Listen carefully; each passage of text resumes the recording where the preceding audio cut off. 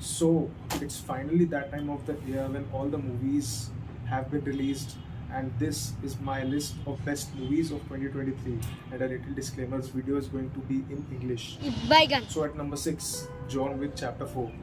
This franchise overall has a very big fan following, and I was very eager to see this fourth and the final part of it. The runtime for this movie was almost 3 hours, and most of the movies in this list are substantially longer than your average 1.5 hour movie. The 50 to 60% of movie was just pure action.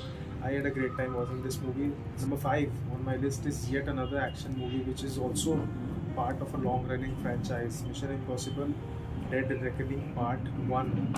Mission Impossible movies are just fantastic. Each of the sequel is much more entertaining than the previous part. I am especially fan of the first part. Fourth part was pretty nice. Second and third part I didn't like it that much. And fifth and sixth part were pretty amazing as well. This part was also very good. It has some of the best action sequences. Tom Cruise delivered yet again a great movie last year. Top Gun Maverick was a huge blast. At number 4, and this is an animated movie by Makoto Shinkai Suzume. I have seen some of his movies. Your Name was pretty famous, and that was a very good movie, so expectations were very high. And this was my first theater experience for an anime movie, and it was pretty amazing. The animation and the story writing and the characters all were amazing. I had a very great time watching this movie. Number 3 is Killers of the Flower Moon. I waited for this movie for so long, but it didn't got any theatrical release nearby, so I wasn't able to see this in theaters. But I saw it as soon as it was available in the streaming. It's just so amazing that I am being able to see yet another new Martin Scorsese movie.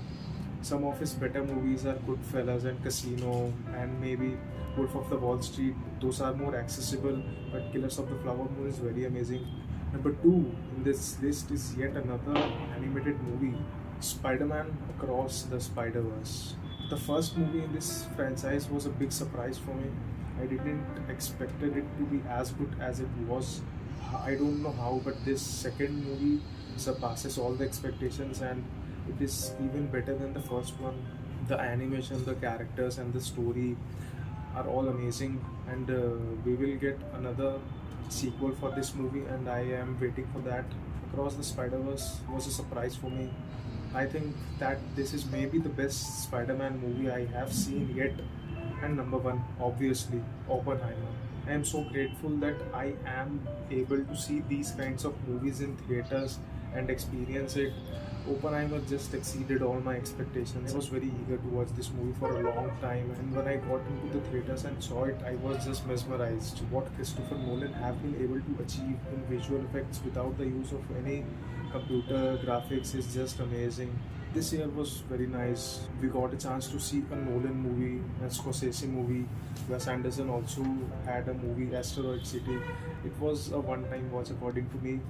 David Fincher also got a movie released, The Killer. Ridley Scott also had Napoleon. Great movies, great directors, and I am already excited for next year. Some of the movies I wanted to see, and maybe they would have been on my list, but I wasn't able to see them. Past Lives, the first Slam Dunk, Over Good Things, and Godzilla Minus One. So this was the list of the movies that were released in this year. But I have some more movie recommendations for you guys. These are some of the old movies which I have watched multiple times. Again, I saw some of these movies this year, and I just wanted to recommend these movies to you guys. Dark Knight. At this point, I don't even have to say anything about it. If you haven't checked it out, please do. Gladiator. And after all these years, I think maybe 24 years, this movie still holds up. The Gentleman, Uncut Gems, Knives Out, 1.5 to 2 hours of runtime and pure adrenaline rush throughout. Silver Linings Playbook. If you are into rom-coms, this is one of the best rom-com I have ever seen. I don't see rom-coms often, but this is very good. Back to the Future. And the last and final movie in today's list is Memories of Murder. South Korean movies just have something about them that's so magnetic.